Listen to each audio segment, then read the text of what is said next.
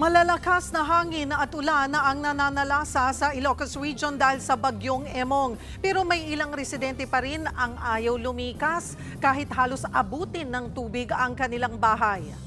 Live mula sa Ilocos Sur, nasa frontline ng balitang yan, si Gio Robles. Gio, kumusta ang panahon dyan? Cheryl, paminsan-minsang malakas na buhos ng ulan na lang ang nararanasan natin sa mga oras na ito, malayo sa eksena kaninang madaling araw kung saan ramdam ang bagsik ng bagyong Emong, hindi lang dito sa Ilocos kundi maging sa La Union na sa ilalim na sa state of calamity.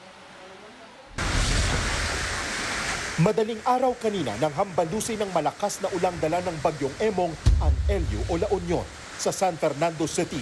Kita sa video na ito ang pagsik ng hangin na nagwasiwas sa mga puno at halaman.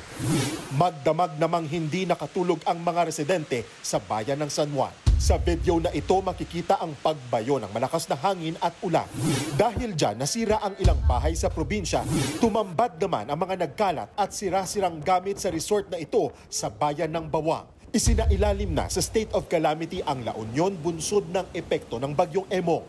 Sa bayan naman ng Lidlida sa Ilocos Sur, inanod ang pick-up na yan. Pinilit daw kasi ng driver na suungin ang rumaragasang ilog. Nailigtas din ng driver kalaunan. Nagngangalit ang alon sa baybayin ng Ilocos Sur kanina.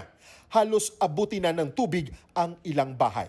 Sa kabila niyan, maraming residente ang hindi lumikas para bantayan ang kani-kanilang ari-arian.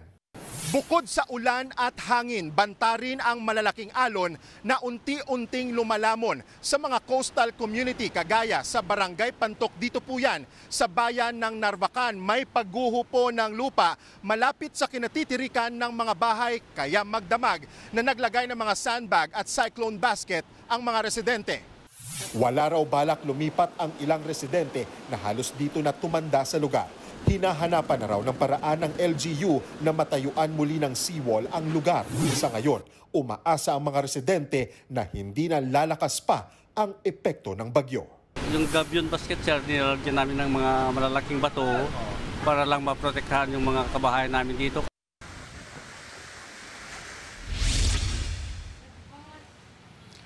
Bago tayo umere ay biglang bumuhos na naman ang malakas na ulan. Sa ngayon, wala ng storm signal na nakataas sa Ilocos Sur at maging sa La Union. Samantala, nananatili sa mga evacuation center ang mga bakwit na unang inilikas kahapon. Nagpapatuloy ang pamamahagi ng ayuda sa mga nasalanta ng bagyo. Cheryl.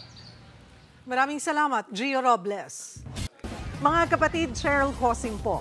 Maging maalam at may pakialam sa mga napapanahong issue at headlines. Mag-follow at mag-subscribe na sa social media pages ng News 5.